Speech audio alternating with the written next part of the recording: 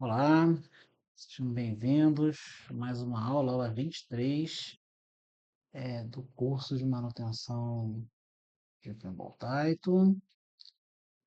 Vamos começar. Hoje não é para desestimular ninguém, mas essa aula vai ser muito chata. Enquanto eu estava preparando esse PowerPoint, eu estava pensando como essa aula ia ser chata, gente, mas não tem jeito, é mal necessária.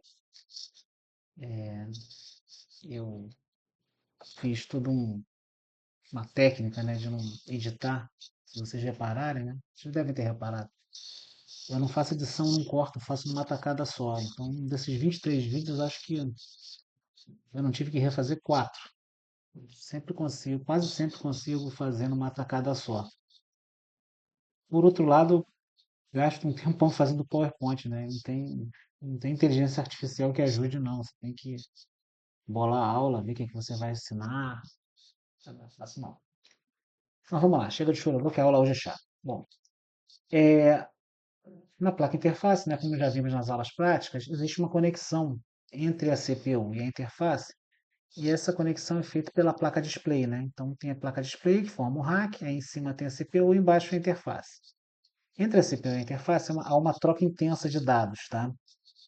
E essa troca intensa é dada pelo conector mais importante de todos. É esse. Se você me perguntar qual conector que tem que estar perfeito para não dar problema de mau contato, para não dar aborrecimento, é o conector I12, o conector que liga a interface à placa display.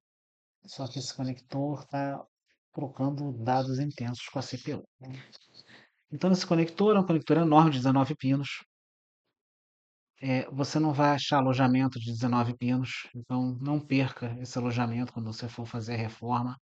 Você troca o terminal, troca o flat cable, mas aproveite o alojamento. Você não vai achar esse alojamento de 19 pinos. Tá? Nós temos basicamente 5 grupos de sinais. Tá? Nós temos os sinais de dados D0 até D7, que são os dados propriamente dito, ou seja, é uma via bidirecional. Então, sai informação para acionar display, lâmpadas e comandos, e recebem informação por meio dos contatos. Então, a via de dados é uma via de mão dupla. A CPU manda dados para a interface, para acionar display, lâmpadas e comandos, e recebe dados de contatos, né, estados das chaves, onde está passando a bola, informações que vêm do campo de jogo. Nós temos os endereços A0 até A7, então são 8 vias de endereço, sendo que são os endereços menos significativos. Os endereços mais significativos de A8 até A15 não chegam aqui na interface. Lembrando que a CPU usa um microprocessador 8080 e ele, tal como o Z80, ele tem 16 vezes de endereço, mas só chega na interface os 8 endereços menos significativos. A0, A1, A2, A3, A4, A5, A6 e A7. Né? Além desses dois dados, desses dois grupos de dados, temos 3 sinais importantíssimos. Tá? RAM-I, não me pergunte por que tem esse nome, é usado quando a CPU quer mandar um comando para um som ou solenoide. Então, a PET teve muito cuidado para evitar que uma solenoide, por exemplo, fique acionada direto. O ideal é a solenoide trabalhar pulsado. Uma solenoide acionada direto pode queimá-la. Então, teve todo um cuidado de hardware para que isso não acontecesse. Mesmo com a máquina travada, eles fazem tudo para que não seja mandado um comando direto, vários segundos, acionando a solenoide para não queimar a solenoide e não queimar o fusível. E quem é responsável por isso é o sinal RAM-MI. Então ele é usado quando a CPU quer mandar um comando de som para gerar som ou acionar um solenoide. É a única função do RAM-I. É usado exclusivamente para isso. MW vem de Memory Write, indica que a CPU vai escrever um dado em alguma memória RAM da interface. Lembrando, a interface tem memória RAM. Tudo que escreve na memória RAM principal da CPU é escrito também na interface. Mas a interface só lê memória da interface. Mas os dados são os mesmos. Né? MUX, também não sei porque tem esse nome, dá a entender que é multiplexado, né? Ele fica ativo quando a CPU vai ler um contato. Então, quando a CPU quer ler um contato, ele gera o sinal MUX. Esse sinal MUX vai ativar todo aquele sistema de leitura de contatos que nós já vimos, né? Vamos fazer uma revisão aqui, breve portas lógicas, porque aqui, quando você estuda eletrônica digital a primeira vez, é intuitivo, né? O normal é você considerar que o nível ativo é o nível alto, o nível high. Mas, sobretudo nos microprocessadores da Intel, é padronizado que o ativo é nível baixo. Então, o ativo é o low, né? Então, estou fazendo essa breve revisão para você mudar um pouco o ponto de vista da coisa, né? Então, nós temos uma porta E, né, com uma bolinha indicando que está invertida. Então, uma não E, também conhecida como uma NAND. A NAND, considerando que o ativo é nível baixo, ela só fica ativa se todas as entradas estiverem em nível alto. Então, se A ou B tiver nível baixo, ela não fica ativa, ela não vai para nível baixo. Então, ó, A e B baixo, nível alto, inativa. A baixo, B alto, inativa. A alto, B baixo, inativa. A alto, B alto, saída nível baixo, saída está ativa, ativa em nível baixo. A segunda porta lógica que a gente vai estudar é a porta OU, com uma bolinha indicando a inversão. Então, uma não ou, uma NOR. Para sistemas ativos em nível baixo, a saída fica ativa se pelo menos uma entrada estiver em nível alto. Então, se as duas entradas estiverem em nível baixo, inativa. Se B estiver em nível alto, ativa. Se A estiver em nível alto, ativa. Se A e B estiverem em nível alto, ativa. Sistemas ativos em nível baixo. E nós temos também a 7425, que é um porta-lógica, um circuito integrado difícil de achar hoje em dia. Nunca vi a versão LS do 7425. E a Taito usou uma 7425 na interface e uma 7425 na CPU. Então, convém, no meu modo de vista, colocá-la aqui, né? Então, nós temos que para sistemas ativos nível baixo, ela é parecida com essa aqui, só que ela tem 4 entradas e uma habilitação. Então, a saída fica ativa se pelo menos uma entrada A, B ou C estiver em nível alto. Ó. Se pelo menos uma entrada estiver em nível alto, ela fica ativa. Se a entrada G estiver em nível baixo, independente de qualquer nível da entrada, ela vai ficar inativa. Então, o sistema para funcionar, o G tem que estar em nível alto ou desconectada. Porque em sistemas TTL, entradas desconectadas são interpretadas pela lógica como nível alto. Então, se o G estiver desconectado ou em nível alto, e pelo menos uma entrada dessas aqui, A, B, C e D, ou pelo menos uma dessas estiver em nível alto, ela fica ativa e vai para nível baixo. Ok? Guarde isso no seu coração que a gente vai usar isso aqui. Bom, endereçamento. Aqui temos uma visão esquemática de como é que funciona. Nós temos a RAM da placa CPU e temos a memória da interface. Repara que uma pequena parte da memória CPU é escrita exatamente igual nas memórias da interface. Já falamos isso várias vezes. A memória RAM da Taito ela tem só 256 bytes. É isso mesmo que você leu, 256 bytes, um quarto de kilobyte. A memória RAM da CPU ela vai do endereço 4000 em hexadecimal até 40FF em hexadecimal, 256 bytes. Então, isso aqui tudo representa o endereço 4000 até 4FFF, 40FF. A memória RAM da interface, ela usa uma pequena parte, ou seja, ela pega o endereço 4080 até 408F para display. Então, ela usa 16 bytes para display. As lâmpadas ocupam espaço 4090 até 409F, mas só usa os 4 bits menos significativos, ou seja, os bits 0, 1, 2 e 3 são usados para lâmpadas nos endereços de 4090 até 409H. Então são 16 posições usando 4 bits. 16 vezes 4, 64 lâmpadas, que é a capacidade do sistema da Titan. Comandos de som solenoide também usam o mesmo endereço. Ó. Um trecho do mesmo endereço da lâmpada, tá vendo? 4090H até 4093H. Só que eles usam os 4 bits mais significativos. Então você tem 4 bits no 90, 4 bits no 91, 4 bits no 92 e 4 bits no 93. Então você tem 4 vezes 4, tem 16 bits de comando. Lembrando que normalmente nós temos 8 bits para solenoide, 8 bits para som. Total 16 bits de comando. Ok? Segue o baile. Aqui eu fiz uma visão esquematizada para vocês entenderem melhor. Então aqui nós temos o endereço inicial, 4000. Então nessa linha aqui está representado os endereços de 4000 até 400F. São os primeiros 16 bits.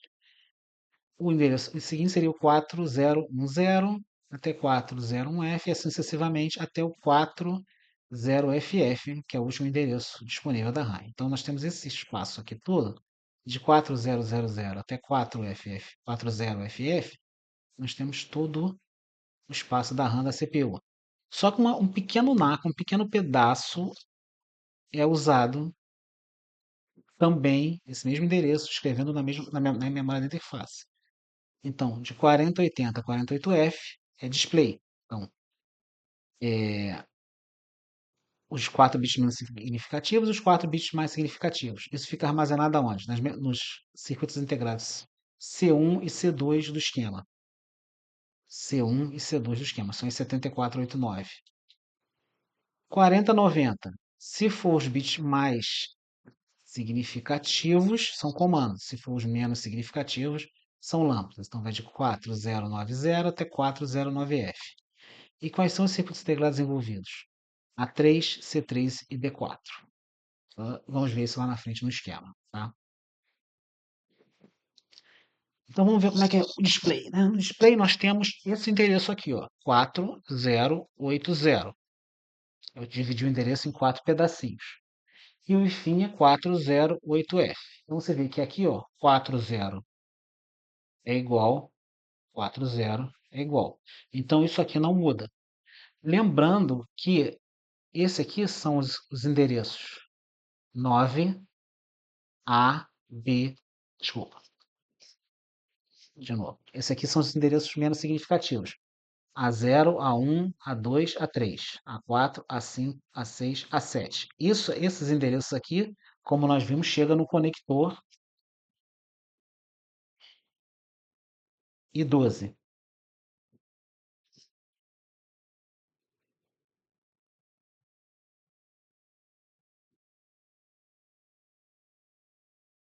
Esses endereços aqui, ó, A8, A9, A, AB, AC, AD, AE e AF, não chegam.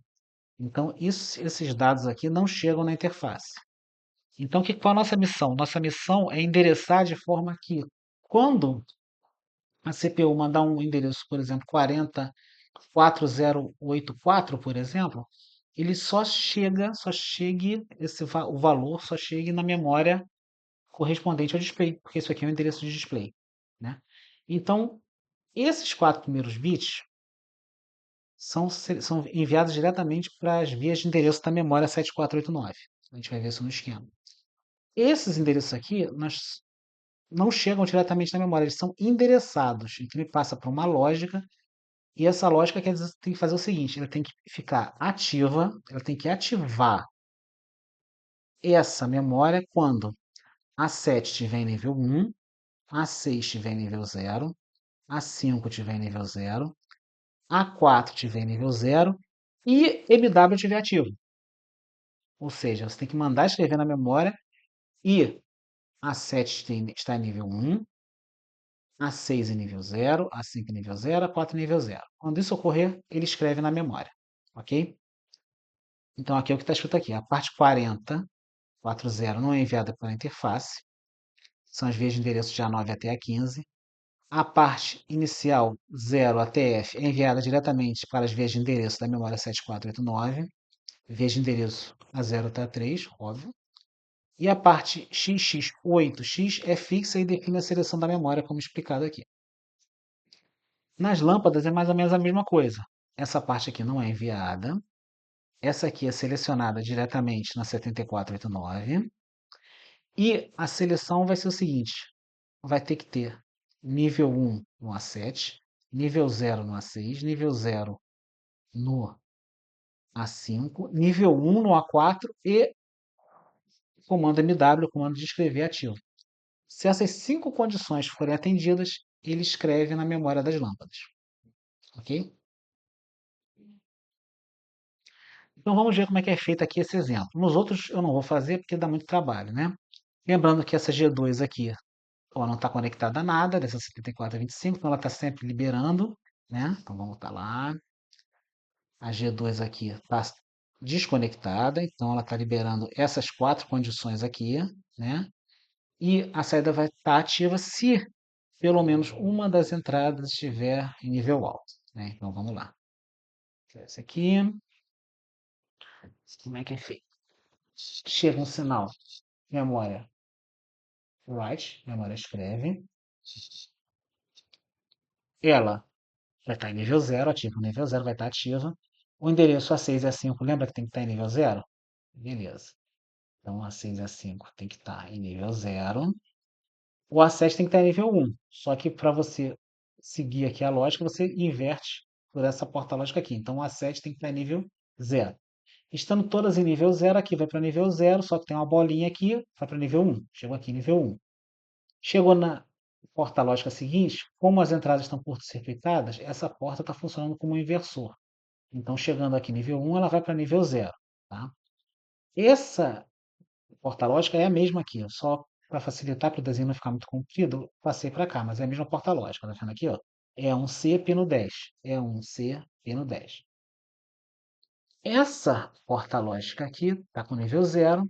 Ela recebe de novo o sinal write, memory write, ela recebe sinal em write duas vezes. Tá vendo aqui? Esse fio aqui é esse fio que está chegando aqui. Não me pergunte por que fizeram isso, mas tudo bem. Ela recebe o sinal aqui em write pela segunda vez. Então aqui está em nível 0. Estando as duas em nível 0, ela vai para nível 0, mas como tem uma bolinha aqui inversora, ela vai para nível 1, certo? Juntando o nível 1 com o nível 1 do A4, ela vai para nível 1 aqui, só que tem essa bolinha, vai para nível 0 e chega aqui, ó, write enable. A medida está escrito. Aí a memória é liberada para você escrever. Beleza? Então, na prática, o que teve aqui que nós tivemos que ter? A7 nível 1, para conseguir nível 0 aqui, ativo e nível 0. Olha a bola indicando que está ativo e nível 0. Para conseguir ativo e nível 0 no CI A3, nós tivemos que colocar A7 nível 1, memory write ativo nível 0, A5 nível 0, A6 nível 0 e A4 nível 0. Vamos lá. Lâmpadas. A7 nível 1, A4 nível 1. Beleza? A5 nível 0, A6 nível 0 e memory write ativo em nível 0. Ou seja, toda essa lógica toda aqui foi para conseguir a condição de selecionar essa memória aqui, A3 7489. Aqui, o comando de lâmpadas é o A3. Essa informação aqui, ó, A3, B2, D1, E1, eu vou ensinar numa próxima aula, talvez a próxima. Isso tem a ver com a posição do circuito integrado na placa. A placa tem colunas de A até G e linhas de 1 até 4. Então, por exemplo, essa 7489 aqui, ela está na linha 4, ou seja, naquela fileira mais à direita da placa, na coluna 4, mais à esquerda da placa, desculpa, e vai estar na linha 3. Então, a primeira linha 1, a segunda linha 2, a terceira alinhamento de integrados 3. Então, a 3 está dizendo a localização do circuito integrado na placa. A gente vai ver mais com calma na próxima aula. Endereçamento de comandos, aqui está errado, é lâmpadas, mas não é de comandos. Tem que digitar lá. Para variar, vou ter que digitar antes de subir o arquivo. Isso aqui é endereçamento de comandos, aqui comandos, tá? Esquece isso aqui. É igualzinho, ó. Isso aqui não é enviado, isso aqui é o equivalente ao 9, só que só vai até o 3, ele não vai até o F. Ó. No lâmpadas ele vai até o F. Aqui ele vai só até o 3. Então, de novo, 40 não é enviado. A parte 000x, a parte xxx0 até xxx3 é enviada indiretamente para um decodificador e para as memórias 74116. A parte 9 e os endereços A2 e A3, ó, 9, essa parte aqui, esses 4 bits, e o endereço A2 e A3 são fixos e definem a seleção de memória. A gente vai ver isso mais à frente. Agora vamos ver aqui. Isso aqui é o tipo de informação que tem na matriz e normalmente, como nós dizemos, passa batido, né? Passa sem a gente perceber. Esse nome aqui do comando indica qual bit da memória que ele está usando. Por exemplo, é, você tem um S, né? Todos eles começam com S. Então você tem o S de solenoide 04. É que tá borrado aqui. Solenoide 24. Solenoide 05, 06, 07, né? Então, por exemplo, vamos ver aqui. É, solenoide S25, ó, que é o derruba a bandeira 3. O 2 no S25 indica que é o endereço 4092. E o 5 indica o quinto bit, ou seja, 1, 2, 3, 4, 5, quinto bit. Então, quando no endereço 4092 vocês colocar em nível 1 esse bit aqui, você vai acionar o solenoide que derruba a bandeira 3. Isso aqui é da Zarza, tá? Da máquina Zarza. Peguei como exemplo. Relé Play, eu quero ligar o Relé Play. O que você faz? Você coloca em nível 1 o sétimo bit, ó. 1, 2, 3, 4, 5, 6, 7. O sétimo bit do endereço 1, que é o endereço 4091. Então, isso aqui está dizendo o endereço e o bit que aciona o relé play.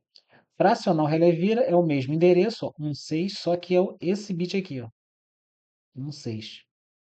Aí ele aciona o relé vira, né, que já foi explicado em aulas anteriores. Agora nós vamos aqui no OBS, vamos dar para o Adobe. Vamos agora ver o esquema, né? Finalmente o esquema da interface toda, né? Então vamos fazer uma breve revisão, né? Antes de qualquer coisa, vamos lá. O que nós já vimos aqui? Gerador de varredura, aula anterior nós já vimos, oscilador de 2,35 kHz, gerador contador, né, de 1 a 16 em binário, mas 1 a 16. Seletor, você vai ser a contagem ao endereçamento, né? Você vai ter também a memória de lâmpada, a memória 3, o gerador de strobe, gerador de varredura do strobe, propriamente dito, né? Então, essa parte que nós vimos recentemente na aula passada. Aqui nós temos a placa de display, que também nós já vimos, né? Chega aqui na memória, os dados menos significativos no C1 e os dados mais significativos no C2. Ó, D0, D1, D2, D3. Os dados menos significativos ficam no C1. D4, D5, D6, D7 ficam no C2. Por que é desse jeito? Porque a 7489 é uma memória de 4 bits. E nós estamos manipulando 8 bits. Então, nós precisamos de duas memórias 7489. Né? O endereço É aqui nos endereços, ó, o endereço A0123, A0123, se você lembrar, são aqueles endereços que eu falei que são acionados diretamente na memória, só que na verdade nós vimos que ele passa por esse 74157, então o endereço que está aqui pode ser um endereço real que a CPU endereçou, ou pode ser um endereço fake criado por esse gerador de esse contador 7493, né?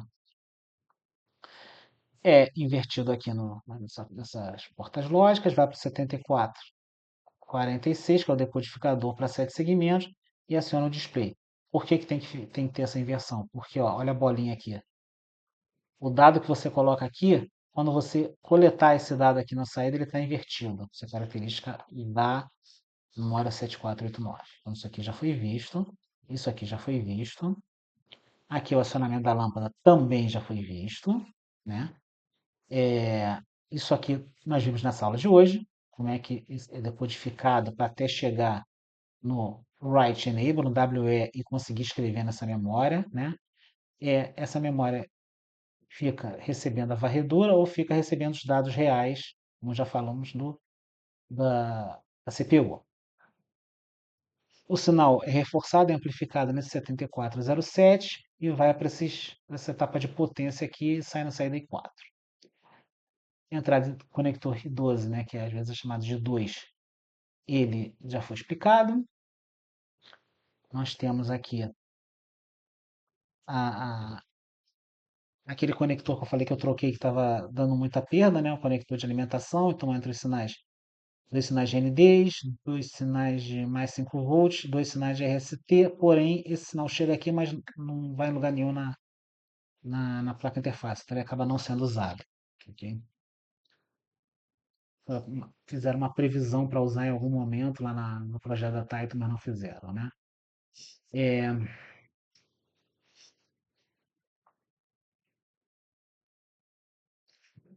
a alimentação de 24 volts nós já vimos que chega aqui pelo sistema das lâmpadas, né? Então ela chega aqui, ó, mais 24. Por que tem que ter mais 24? Lembra que nós precisamos de 18 volts para acionar os contatos, então a alimentação de 24 volts passa por um resistor de 390 ohms e um conjunto de Zener que regula em 18 volts. E esse 18 volts vai alimentar, né, a varredura dos contatos. Está aqui, ó, varredura dos contatos. Isso aqui também nós já vimos em outra aula, como é que é feita a leitura dos contatos, né? Então, o que sobrou foi o endereçamento que nós já mostramos aqui, né? Já demos esse exemplo, mas tem outros endereçamentos aqui, tá vendo? Para você fazer a geração do 409, que vai 408, desculpa, que vai acionar o display. Lembra? O display vai de 4080 a 408F. Então tem essa seleção aqui, mais um 7425. Além desse aqui, o 7425 eu sei duplo. Então, aqui, ó, D1A e D1B. Então tem a porta A e a porta B. Então, um CI 7425 tem duas portas NOR de 4 entradas. E por fim, para terminar, nós agora vamos ver como é que é feito o solenoide, né? Que é mais simples do que você imagina. Isso aqui um flip-flop, são dois conjuntos de quatro flip-flops. Então você tem dois conjuntos de quatro flip-flops, tem oito flip-flops aqui formando 16 flip-flops, no sentido de elemento primário de memória, ou seja, memória de um bit, né? Então, como isso aqui não é uma memória propriamente dita, são flip-flops, o endereçamento tem que ser feito por fora. Aquele mecanismo que determina qual célula, qual flip-flop vai ser utilizado, é feito por fora, feito por esse circuito integrado 74155. Não confundir com esse 74155 que faz a varredura dos contatos, tá? Ó, você vê que esse 74155 ele recebe o sinal MUX. O sinal MUX é exclusivo quando a CPU quer ler um contato. Então, quando a CPU quer ler um contato, ela ativa esse sinal EB1 e EA2, ele ativa e aciona o 7455. Esse outro 7455, ele vai mapeando os flip-flops de acordo com as entradas A0, A1 e A2. E o que libera esse 7455 ou não, vem daqui, ó, dessa porta lógica aqui, ó, desce, desce, desce, desce, desce, desce, desce, que está vindo dessa lógica de cá. Então, no final, aqui, você vai ter o 409 e aqui você tem a seleção entre o 90, 91, 92, 93. De acordo com essa seleção aqui, ele vai acionar esses flip-flops aqui e escrever o dado mais significativo. Repara que aqui só tem dado alto, ó, D4, D5, D6 e D7. Então, os 4 bits mais significativos são gravados aqui. Como eu falei, essa memória recebe sinais de escrita e, além do sinal de escrita, recebe o sinal RAM-I. Lembra? Aí tu tinha muito medo de queimar solenoide, queimar fusível. Então, é uma garantia que você só vai escrever nessa memória quando o software tiver certeza que quer escrever. Então, isso evita que o solenoide fique ligado muito tempo e queime o solenoide, ou queime o fusível. O mais provável é queimar o fusível. Saindo aqui das memórias, esse sinal é reforçado por essa penca de 7407, né? Como nós já vimos, esse diodo em série indica que é um comando de solenoide. Esses sinais acoplados diretamente ao 7407 indica que é som. Ok? Então, com isso, nós terminamos de ver o esquema elétrico da placa interface. Agora eu já posso subir esse esquema da placa interface para vocês se deleitarem. Eu sei que a aula foi chata, a aula foi cansativa, mas você revendo a aula 2 ou 3 vezes, você consegue, acredito eu, que você consiga absorver todo o conhecimento, né? Obrigado pela paciência de assistir a aula até aqui. Muito obrigado e até a próxima aula.